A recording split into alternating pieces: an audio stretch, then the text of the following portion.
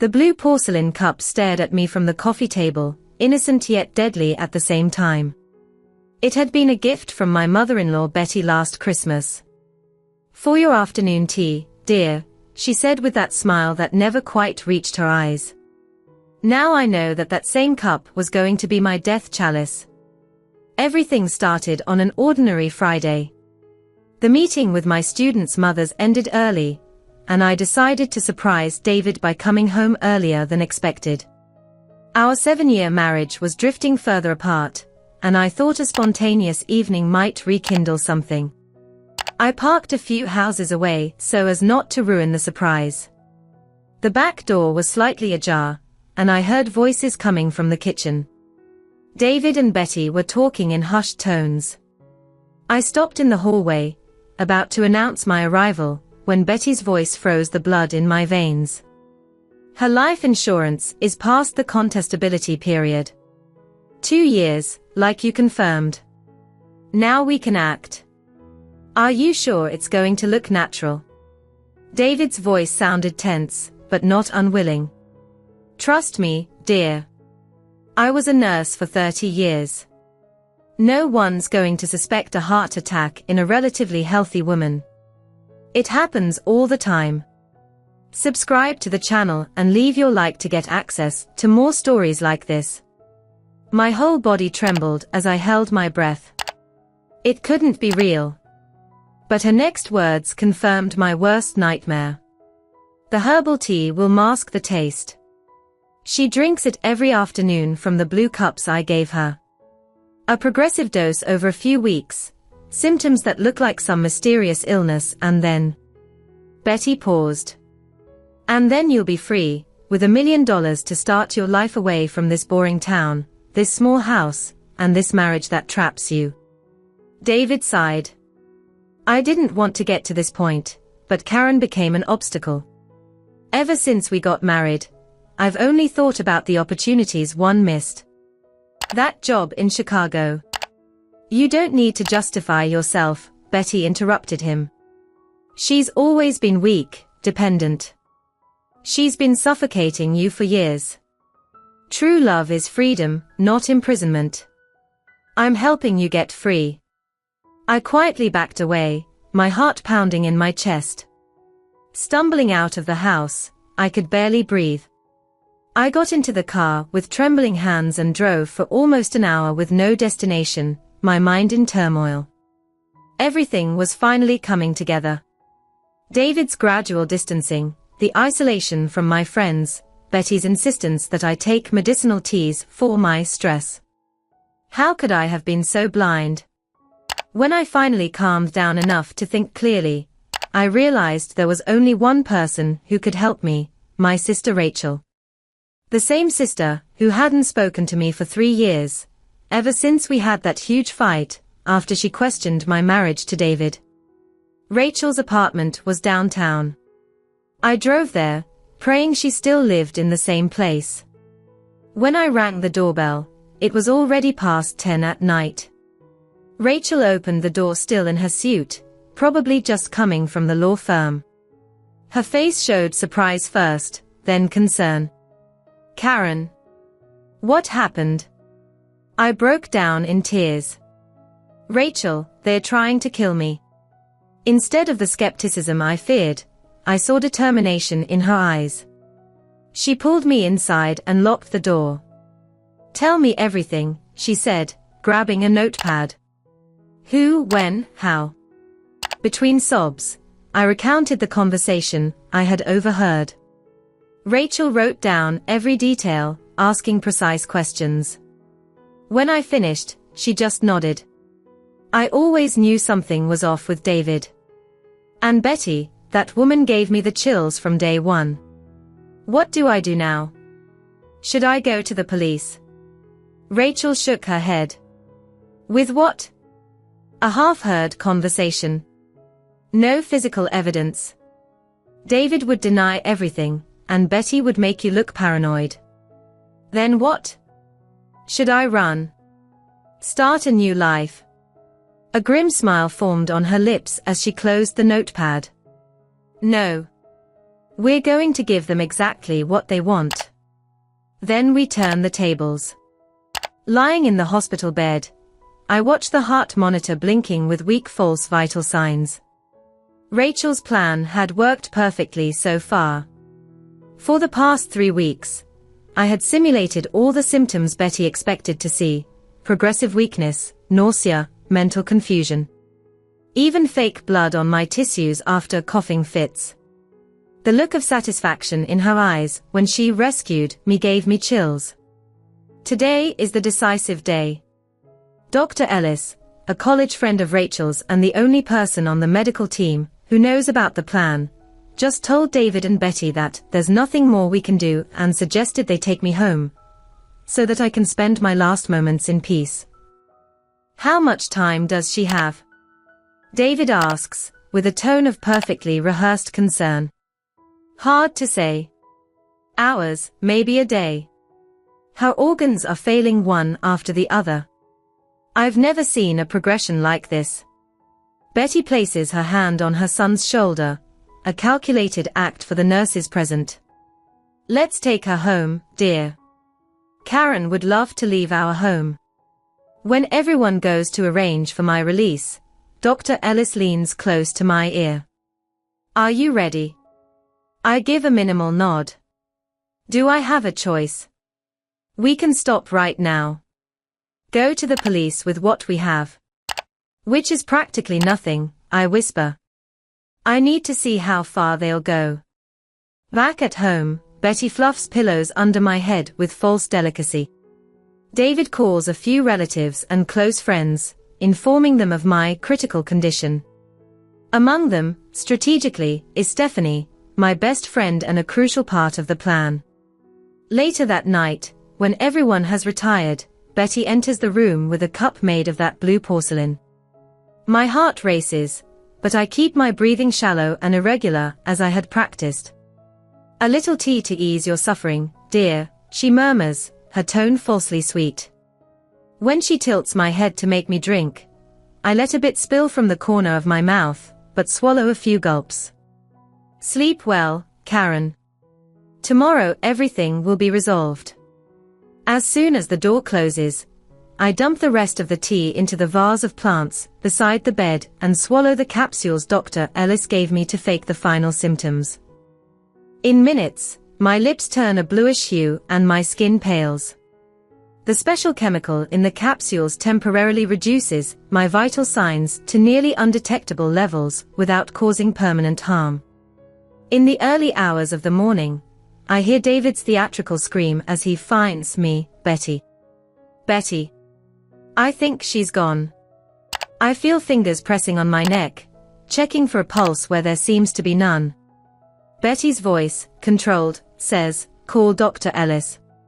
Only him, okay. Dr. Ellis arrives in 20 minutes, declaring me dead and filling out the certificate as planned, multiple organ failure due to indeterminate causes. As his private doctor, he has the authority to prevent an autopsy. While I'm being placed into the body bag, I remain calm despite a rising panic.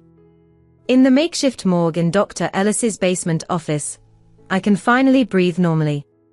It worked, says Rachel, helping me out of the bag. The compounds are leaving your system now. How do you feel? Alive, I reply, my voice hoarse.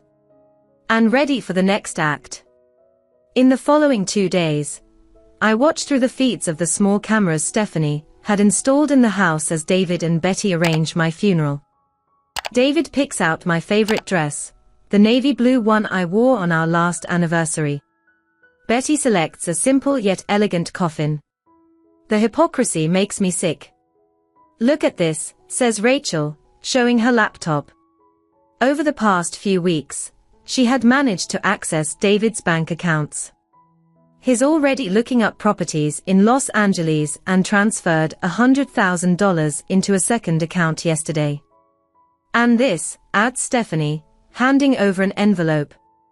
My cousin who works at the insurance company confirmed it. David increased his policy to $1 million exactly 2 years and 2 months ago. Right when Betty's medicinal tea started, I add. The funeral is scheduled for Friday at the municipal chapel. Stephanie organized everything while crying uncontrollably, an impressive performance from someone who majored in literature, not theater. The plan for the funeral is meticulous. Rachel discreetly hired 2 plainclothes police officers and a court stenographer. We installed microphones in strategic spots in the chapel. Ashley, my co-worker, will play back recordings of David and Betty's conversations at precisely timed moments. On the morning of the funeral, I look at myself in the mirror. I'm unrecognizable with my short red wig and oversized glasses. Even so, I will stay at the back of the chapel until the right moment. The service starts at 10. I watch through a crack in the back door as the chapel fills up. I see faces of students, parents, fellow teachers. Ryan, David's partner, looks genuinely devastated. My parents, already deceased, wouldn't be there, but family friends attend in their place. David remains seated in the front row, head down, receiving condolences. Betty organizes everything with military precision, indicating seating, adjusting floral arrangements, the perfect mourning mother-in-law. When everyone settles, the pastor begins the ceremony. He talks about my dedication as a teacher, my love for the students, generic information provided by David. Nothing about my real passions, my dreams, my struggles. David stands up to speak. His speech is short and measured, talking about 7 wonderful years, and a devoted wife. Not a single tear. Then Betty takes her place. Her performance is masterful, a choked-up voice, precise tears, dramatic pauses. Karen was like the daughter I never had, she says, and I feel bile rising in my throat. In her final days, I cared for her as if she were my own flesh and blood. I gave her comfort in her last moments, always with tea from that blue cup she loved so much. This is the cue. Stephanie stands up among the attendees. What a coincidence you mention the tea, Betty. Karen told me, weeks ago, that she felt strange right after drinking your special tea. Her voice rings clearly in the silent chapel. Betty freezes for a second, but then regains her composure. Suffering sometimes makes us say confusing things, she responds with a condescending smile. Ashley stands up from another spot. I also thought it was odd when Karen mentioned that you, a former nurse, insisted so much that she not seek a second medical opinion. Whispers start spreading throughout the chapel. David stands up, visibly tense. Please, respect this moment. Karen was confused in her last days. Rachel appears from the crowd, tablet in hand. As confused as those bank transfers you made yesterday, David. $100,000 to an account in Los Angeles. Or the property research for a new start. David's face pales. How can you? Or maybe, Rachel continues, turning up the volume, as confused as this conversation.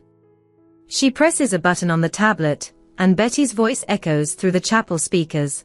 Her life insurance is past the contestability period. 2 years, like you confirmed. Now we can act. David's voice replies, are you sure it's going to look natural? The recording continues, every incriminating word echoing in the stunned silence. David moves toward Rachel, but the 2 plainclothes officers intercept him. Betty stands up, trembling. This is a setup. A conspiracy against us, who loved Karen. It's my moment. I walk slowly down the central aisle toward my own empty coffin, removing my wig and glasses as I go. A collective gasp runs through the chapel when they recognize me. I find it hard to conspire against the dead, Betty, I say, my voice echoing in the silent chapel like a verdict. Especially when they're not really dead. Betty's face twists in horror and disbelief. David looks like he's about to faint. The officers step forward, badges drawn. David Wilson, Elizabeth Wilson, you are under arrest for the attempted murder of Karen Wilson. You have the right to remain silent." Suddenly, Betty lets out a sharp, almost hysterical laugh. "You were always weak. Weak just like your father was," she shouts at David, who shrinks back. "I taught you well. Love is weakness. Strength is taking what you want." When the officers try to restrain her, she turns to me, her face a mask of hatred. "You should have died in that bed. The way he died. The weak deserve to die." "As if anyone died," Betty asks Rachel, cautiously stepping closer. "Robert. My weak, pathetic husband. The father of that failure." Betty spits out the words as the officers cuff her. 15 years married to a man with no ambition, who preferred being a teacher over making real money. The confession shocks everyone. Betty has just admitted to another murder as they lead her away. David, pale and defeated, follows the other officer without resistance. Standing by my own empty coffin, I watch the surreal scene. Stephanie comes up and holds my hand. Rachel puts an arm around my shoulders. "It's over," she whispers. But we know it isn't over. It's only the beginning of something new. The courthouse was packed on the day of the preliminary hearing. 3 months had passed since my funeral, and the local media was still fascinated by the story of the teacher who came back to life. Sitting between Rachel and Stephanie in the front row, I watched as David and Betty entered separately, both in prison uniforms, escorted by guards. David kept his eyes fixed on the floor. Betty, on the other hand, glared at me with a mixture of hate and contempt. Her impulsive confession at the funeral had severely complicated both of their defenses, especially after the police reopened the case of Robert Wilson's death, who had died 20 years ago of natural causes. When the judge ruled that there was enough evidence for a full trial, keeping both of them in custody without bail, I felt a momentary relief. But the real revelation came later in the courthouse lobby when an older man approached me. "Mrs. Wilson. I'm William Peterson, Betty's brother." I instinctively recoiled, but Rachel put her hand on my shoulder. "It's okay. Mr. Peterson contacted me last week. He has important information." William looked like the exact opposite of Betty, with gentle eyes and a humble demeanor. "We never really talked, Karen, but I followed you through what Betty would occasionally mention. I am deeply sorry for what you went through." We agreed to talk at a nearby cafe. When we sat down, William took a deep breath before starting. "I came because you deserve to understand. Not to excuse Betty, but to explain how this started." He pulled out an old photo from his wallet, showing a young Betty smiling next to a kind-looking man. This was Robert, my brother-in-law. A university professor, an upstanding man who loved teaching. I looked at the photo with a lump in my throat. Robert Wilson's face radiated the same passion I felt for teaching. Betty was a nurse when she met him. Smart, ambitious. In the beginning, she admired his dedication. But when David was born and Robert refused higher-paying administrative positions to keep teaching, something changed in her. William took a sip of his coffee, his hand trembling slightly. Betty began to see Robert's generosity as weakness, his altruism as naivety. I tried to talk to her several times, but Betty shut me out. When Robert died suddenly, I felt something was off. But I had no proof, just suspicions. "And now?" asked Rachel. "Now I know I was right." William opened a folder and shoved it towards us. After Betty was arrested, I found these diaries in the attic of her house, while I was helping clear it out for sale. The diaries contained meticulous entries by Betty about medications, dosages, and effects. The last pages of the oldest diary detailed how she gradually poisoned Robert with an anticoagulant that caused a fatal brain hemorrhage. She didn't just kill Robert, William continued, she groomed David to share her twisted vision. I found letters she wrote to him while he was in college. He showed copies with underlined excerpts, never let love make you weak. Strong people take what they want. The weak serve others and die with nothing. That explains so much, I murmured, recalling the years of marriage, and how David gradually became more controlling, more like Betty. I turned everything over to the police, said William. My own sister, but I can't protect her from this. I reached out and briefly touched his hand. Thank you for doing the right thing. As we left the cafe, Rachel asked, do you want to stick around for the whole trial? I thought for a few moments. No. I've heard enough. I need to move on. 6 months later, on a spring morning, I lead 20 excited children down the corridor of Westbrook Elementary School. My new kindergarten class is noisy and full of life, just the way it should be. The trial ended a month ago.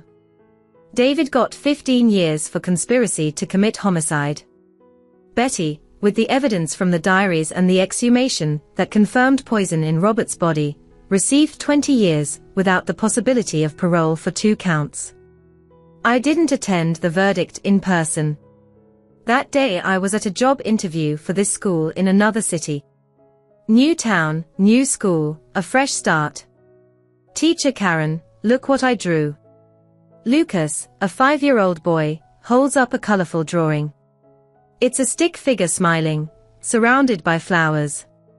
It's beautiful, Lucas. Do you want to hang it on the artboard?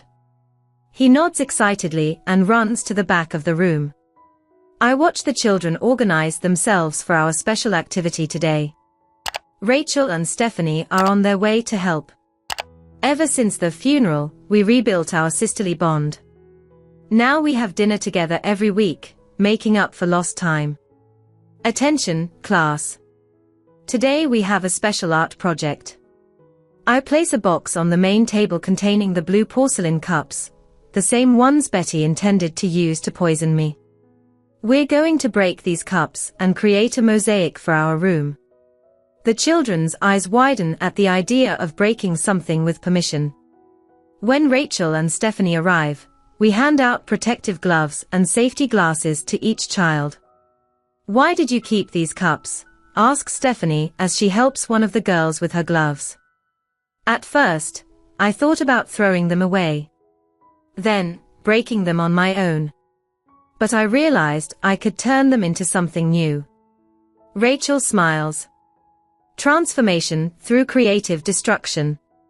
Very poetic. When everyone is ready, I show them how to wrap a cup in cloth and break it with a small rubber hammer. The children follow my example with controlled excitement, each tap seeming to free something inside of me as well. As we gather the sparkling blue shards, Stephanie whispers, how does it feel to be living on your own for the first time in so long? Strangely complete, I reply. I discovered I like sleeping in the middle of the bed. And having breakfast at 6 in the morning. And singing in the shower. And that PE teacher who asked you out. Rachel teases, drawing a blush to my cheeks. Alan. We're having dinner on Friday. I hesitate. I'm nervous. I'm not sure if I'm ready. Rachel squeezes my hand. You don't need to be ready for a new relationship. It's just dinner. One step at a time. As we guide the children to glue the porcelain shards onto a large cardboard cutout, slowly forming the shape of a tree, I think about how my life has been unexpectedly rebuilt. In a corner of the room, Ashley, who decided to transfer to the same school, helps a group of children organize the shards by shade. Her support during this whole ordeal has been unwavering, and our friendship has blossomed beyond the workplace. Watch out for the sharp edges, I instruct as I walk through the room. Sometimes broken things can hurt you, but when we arrange them carefully, we create something new and beautiful. The children nod, focused on their task. They don't understand the metaphor, but maybe someday they will. During snack break, while the children eat in the cafeteria, I admire the mosaic in progress. The glue is still drying, but I can already see the beauty emerging from what once symbolized my planned death. I pick up my phone and see a message from Brian, David's former business partner. After the funeral, he reorganized the company and became a surprising ally by helping to find additional evidence in David's commercial records. The court approved the final transfer of assets. House sold. Deposit made into your account. Finally over. Take care, Kay. A chapter definitely closed. The money from the sale of the house will be partially donated to a domestic abuse support foundation I'm helping to create. The rest will ensure my stability as I rebuild my career. When the children return, we resume work on the mosaic. By the end of the afternoon, the tree is nearly complete, its blue branches shining under the fluorescent lights of the room. One more thing, I say, picking up a small bag with red shards that I had brought separately. Let's add some red flowers to the branches. As we put the final touches on the mosaic, I notice that some of the children have added small stick figures around the tree, representing our class. Look, Teacher Karen, this is you, says Emma, pointing to a larger figure among the smaller ones. My eyes fill with tears that I quickly hide. It's perfect, Emma. At the end of the day, as the children leave with their parents, I stand admiring our mosaic. Rachel and Stephanie remain by my side, one on each side. The tree of life, made from the shards of death, Rachel comments. You should have been a therapist, not a lawyer. We laugh together, and for the first time in a long time, the laughter comes naturally, effortless. Before we leave, I secure a small plaque below the mosaic. Tree of Transformation, Mrs. Wilson's class, 2025. Ready to go? Asks Stephanie. I take one last look at the room, at the mosaic, at the colorful drawings on the walls.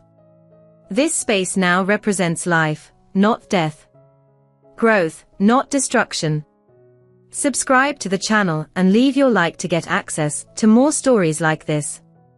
Yes, I reply calmly. I'm ready. As we walk to the parking lot under the orange sky of dusk, I feel a lightness that I thought I'd never feel again. Tomorrow there will be new drawings, new stories, maybe even a pleasant dinner with Alan. But today, in this very moment, there is only the quiet certainty that I survived not only the planned death of my body, but the slow death of my spirit that my marriage to David had set in motion. And in that survival, I found more than just life, I found freedom.